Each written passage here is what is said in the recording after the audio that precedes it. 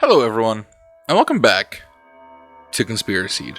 Today we're going over part 1 of tier 4 of the Disturbing Video Games Iceberg. There's a lot going on in this one, so, let's just roll into it. Thank you for choosing to spend some time with me today. If you like the video, remember to click the like button. Remember to subscribe if you haven't already. Let's jump in. Nothing like being subscribed to Conspiraseed on YouTube. Nothing like it.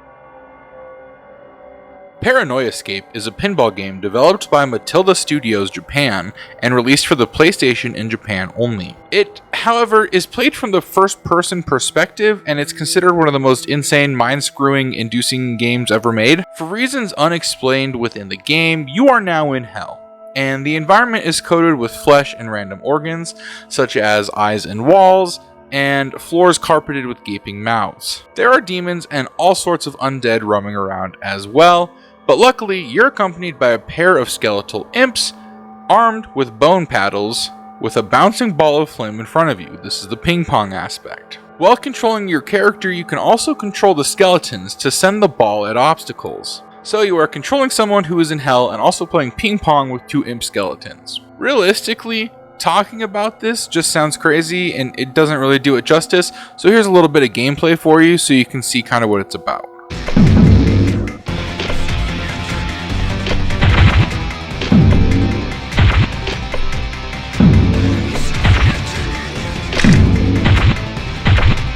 Also, there's not a lot of info on this game online, so I ended up on some random translated Japanese sketchy website, and the ad on the website was asking me to pay for some college student in Appalachia to go to school. So that was cool. I didn't even pay for myself to go to school because I didn't go to school.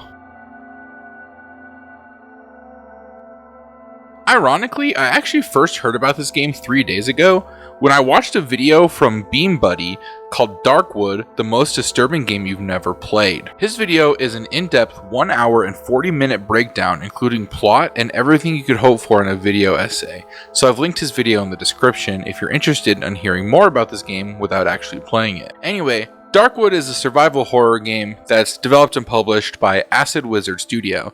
It's a top-down 16-bit game. The game was first released in an early access beta on July 24th, 2014, and received a full release on August 17th, 2017. The game is currently on Steam, PlayStation 4, Nintendo Switch, Xbox One, Google Stadia, Xbox Series X and S, and the PlayStation 5. The game is semi-open world, with the player unlocking new areas as the storyline progresses. It also has a crafting system, a day-night cycle, trading, and NPC interaction. It also has a skill system, stealth, combat, and multiple storyline branches which alter several aspects of the world. During daytime, the player can explore the world and scavenge for supplies at several locations scattered around each area, and can spend time repairing doors and barricades that are broken. At night, however, the player cannot leave the hideout, and must defend against possible intruders until the morning. The storyline is based on how the player reacts to the requests and actions of the NPCs. NPCs, in case you don't know, is non-playable characters. They're characters in the game that you do not play.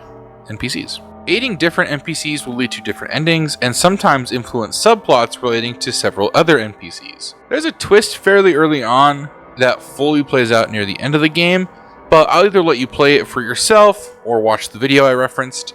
The game is on Steam for $15 and has very positive reviews, with 94% of the reviews being positive. Paratopic is a 2018 first-person horror game released on Steam, Nintendo Switch, Xbox One, and the Xbox Series X and S. The game uses old-style graphics very reminiscent to a 32-bit era. The game itself presents as short gameplay segments with stories that vaguely connect to each other, however, they frequently and abruptly shift. The story is not in order within the game, and you have to piece it together. The game starts in a hallway. An unnamed smuggler is interrogated about possessing undeclared videotapes by a security guard. The guard goes into a room to watch some of the tapes. The room is filled with a bright white light, and the game abruptly shifts to a diner. An unnamed female assassin is told to retrieve videotapes for her employer. The assassin is told to smuggle the tapes across a border once she retrieves them. Now alone in the diner, the assassin kicks open a door in the back, revealing a man standing next to a mysterious symbol. The game abruptly cuts again to an apartment complex. An unknown person, who we find out is the smuggler, is on their way to their apartment. Inside the apartment is a lamp, a number of boxes filled with what appears to be liquefied flesh, a bare mattress, and a box that has the same symbol as the one from the diner, that box being filled with videotapes. A neighbor shows up and asks for a juicy videotape. It's up to the player whether you give a videotape or not. If you do give a videotape, you can see the neighbor sitting in her room watching it, only for her face to split open moments later. The game shifts again to a person driving a car. It then cuts to a gas station. This person is also found to be the smuggler. He's talking to the cashier. Outside, a dark figure stands over his car. Another cut to an unnamed female birdwatcher taking pictures of crows. She sees a dome-like structure in a clearing. She then enters the dome and discovers an underground room with multiple TV screens, which are playing a distorted and fragmented video. The game cuts to the smuggler, who is once again driving. He's seen driving away from the city into the countryside. It cuts back to the birdwatcher, who wanders through an area filled with mangled and ruined structures and shipping crates. The shipping crates also have the symbol from the diner. There are security cameras that appear to be watching her. Eventually, she happens upon a radio tower. At the base of this radio tower, there is a black monstrous creature. The creature teleports behind her and attacks her. Nani? The game then cuts back to the smuggler, still in a car. A number of destroyed objects can be seen in the background. The game then cuts again to a gas station. The smuggler, there for a second time it seems, again talks to the cashier with the dark figure seen by his car again. The game then cuts back to the assassin as she breaks into the diner's back room. She kills the man who was watching some of the tapes that she was hired to retrieve. She watches a tape herself. The TV screen only shows static. The assassin is moved back in time to the moment that she kills the man every time she views a tape. The game abruptly cuts back to the scene that was shown at the beginning. The security guard walks out of the room, but instead of a head, there's a flickering TV. The TV displays the message, "Be seeing you, friendo." The game then cuts to the assassin walking through the forest where the birdwatcher was. She runs into the birdwatcher's skinless, headless, warped, still-moving body wrapped around a pole, with her camera at the base of the pole. The assassin picks up the camera and takes it. The game ends when the assassin reports the birdwatcher's body to 911, hanging up when asked for her name. What does all of this mean? I don't know. Maybe if there's enough interest, I'll buy it and do like a deep dive of the game and see what's up. It's $5.50 on Steam with 80% positive reviews. So you could also play it if you want.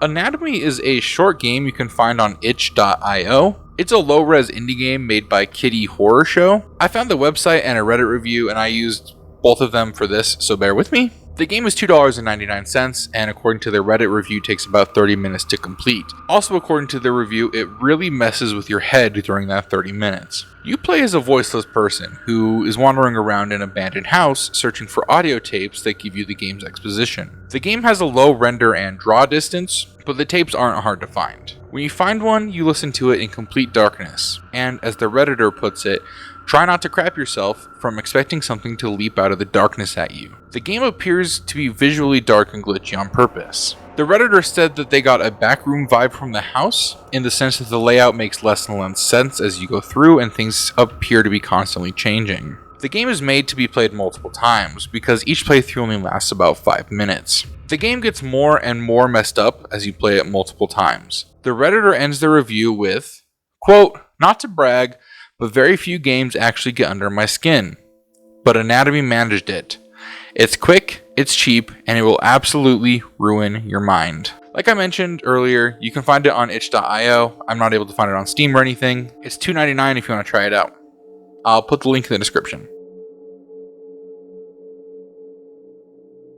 Hell Knight, also known as Dark Messiah in Japan, is a first-person survival horror game. The game opens with the protagonist fleeing from a group of notorious cult members through the city streets of Tokyo and escaping on a late-night train. As he tries to figure out why they want to kidnap him, the scene changes to a secluded research station. There, a symbiotic life form breaks free of its confinement and attacks a research scientist. The scientist soon mutates into a zombie-like creature and goes towards the subway station. We're taken back to the train our main character is on, and it gets derailed by the creature who was on the tracks. The only survivors of this crash are the main protagonist and a girl named Naomi. They both run from the wreck where the monster makes sure that everyone on board is dead. They run into a Black Ops squad sent from the lab, but that squad is soon wiped out by the creature. You travel into the sewers and find a place called The Mesh, an underground area full of self-sufficient citizens who gave up their lives above ground. Their lives, however, are about to be disrupted by this creature. We see this creature and we see that it's evolved.